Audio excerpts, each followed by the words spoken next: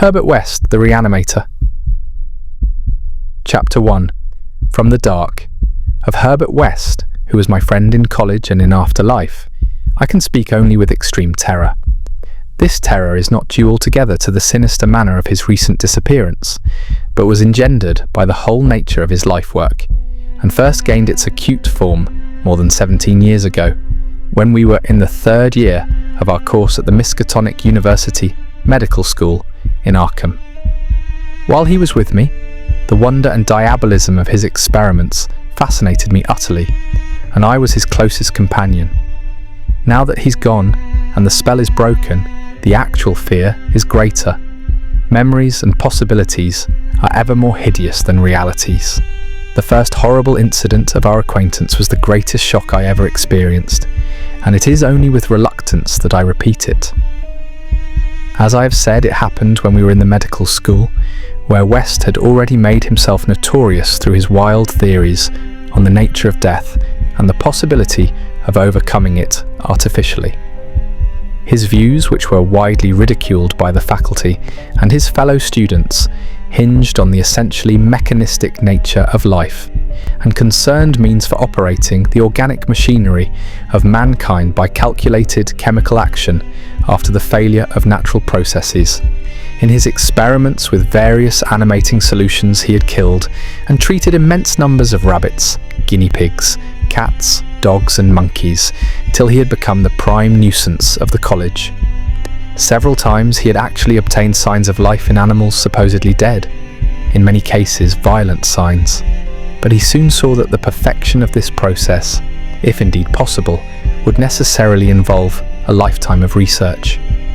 It likewise became clear that since the same solution never worked alike on different organic species, he would require human subjects for further and more specialized progress. It was here that he first came into conflict with the college authorities and was debarred from future experiments by no less a dignitary than the dean of the medical school himself, the learned and benevolent Dr. Alan Halsey, whose work in behalf of the stricken is recalled by every old resident of Arkham. I had always been exceptionally tolerant of West's pursuits, and we frequently discussed his theories, whose ramifications and corollaries were almost infinite. Holding with Haeckel that all life is a chemical and physical process, and that the so-called soul is a myth, my friend believed that artificial reanimation of the dead can depend only on the condition of the tissues, and that unless actual decomposition has set in, a corpse fully equipped with organs may with suitable measures be set going again in the peculiar fashion known as life. That the psychic or intellectual life might be impaired by the slight deterioration of sensitive brain cells, which even a short period of death would be apt to cause, West fully realized. It had at first been his hope to find a reagent which would restore vitality before the actual advent of death, and only repeated failures on animals had shown him that the natural and artificial life motions were incompatible. He then sought extreme freshness in his specimens, injecting his solutions into the blood immediately after the extinction of life. It was this circumstance which made the professors so carelessly skeptical, for they felt that true death had not occurred in any case. They did not stop to view the matter closely and with more reason. It was not long after the faculty had interdicted his work that West confided to me his resolution to get fresh human bodies in some manner and continue in secret the experiments he could no longer perform openly. To hear him discussing ways and means was rather ghastly, for at the college we had never procured anatomical specimens ourselves. Whenever the morgue proved inadequate, 2 local Negroes attended to this matter, and they were seldom questioned.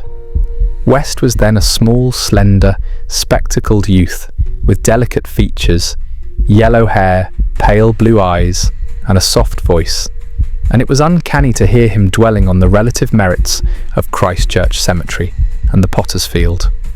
We finally decided on the Potter's Field because practically everybody in Christchurch was embalmed, a thing of course ruinous to West's researches. I was by this time his active and enthralled assistant and helped him make all his decisions, not only concerning the source of bodies but concerning a suitable place for our loathsome work.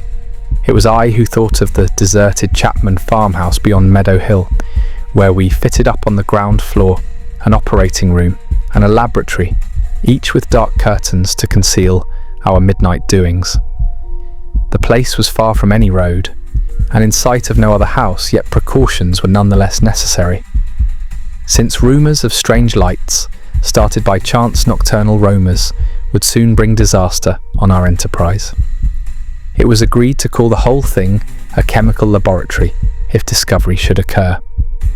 Gradually, we equipped our sinister haunt of science with materials either purchased in Boston or quietly borrowed from the college, materials carefully made unrecognisable save to expert eyes, and provided spades and picks for the many burials we should have to make in the cellar. At the college, we used an incinerator, but the apparatus was too costly for our unauthorised laboratory. Bodies were always a nuisance, even the small guinea pig bodies from the slight clandestine experiments in West's room at the boarding house. We followed the local death notices like ghouls, for our specimens demanded particular qualities. What we wanted were corpses interred soon after death and without artificial preservation, preferably free from malforming disease and certainly with all organs present.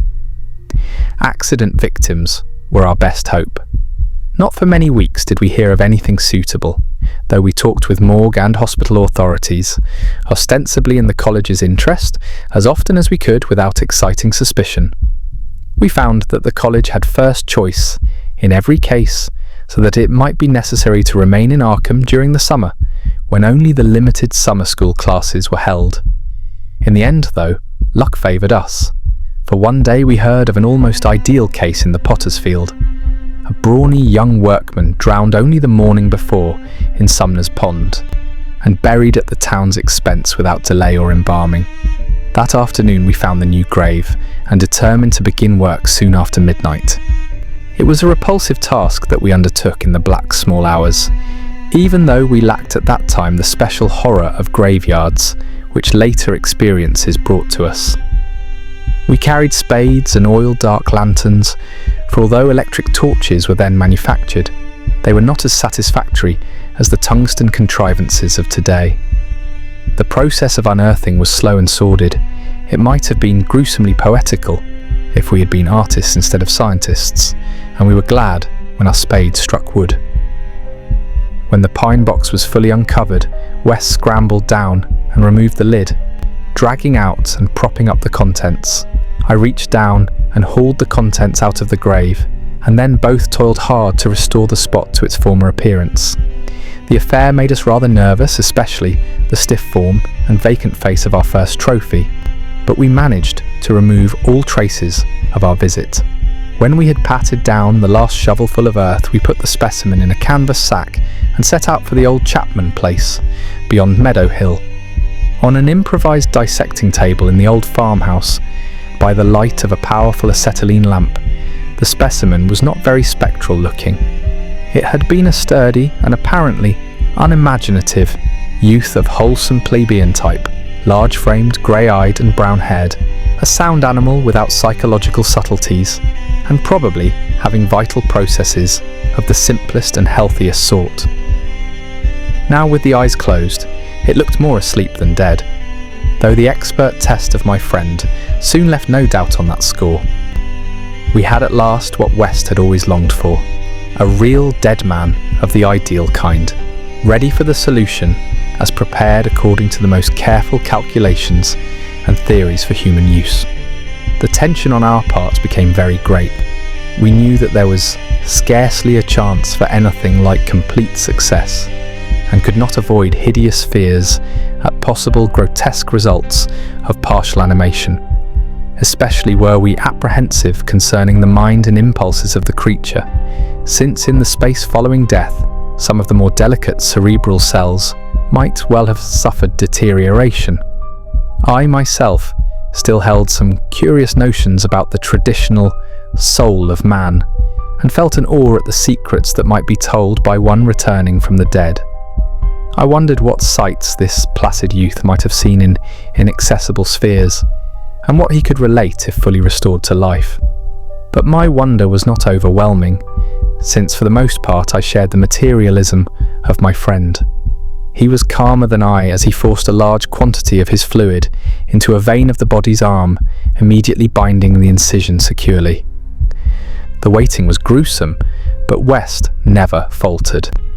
Every now and then he applied his stethoscope to the specimen and bore the negative results philosophically.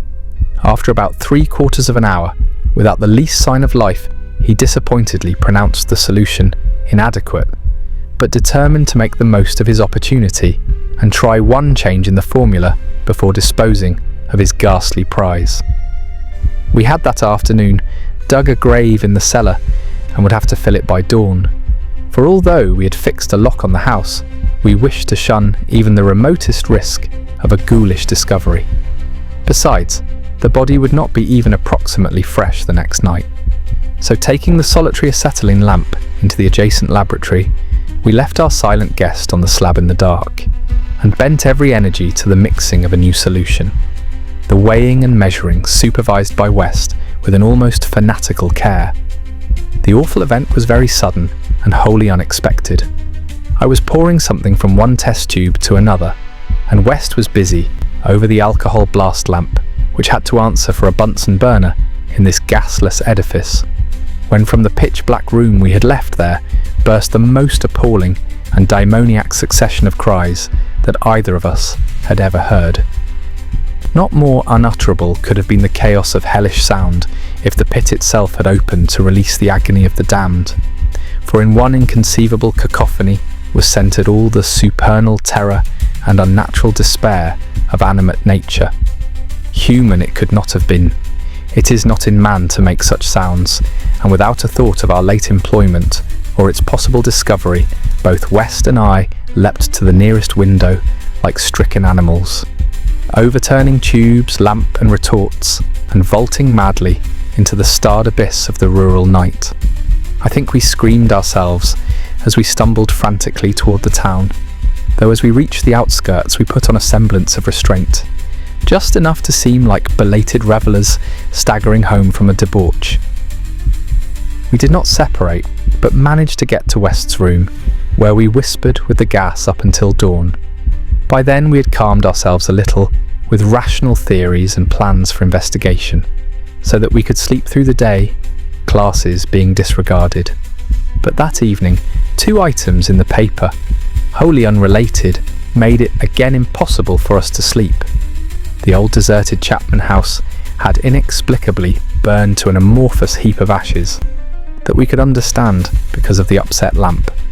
Also, an attempt had been made to disturb a new grave in the potter's field, as if by futile and spadeless clawing at the earth that we could not understand, for we had patted down the mould very carefully. And for 17 years after that, West would look frequently over his shoulder and complain of fancied footsteps behind him. Now he has disappeared.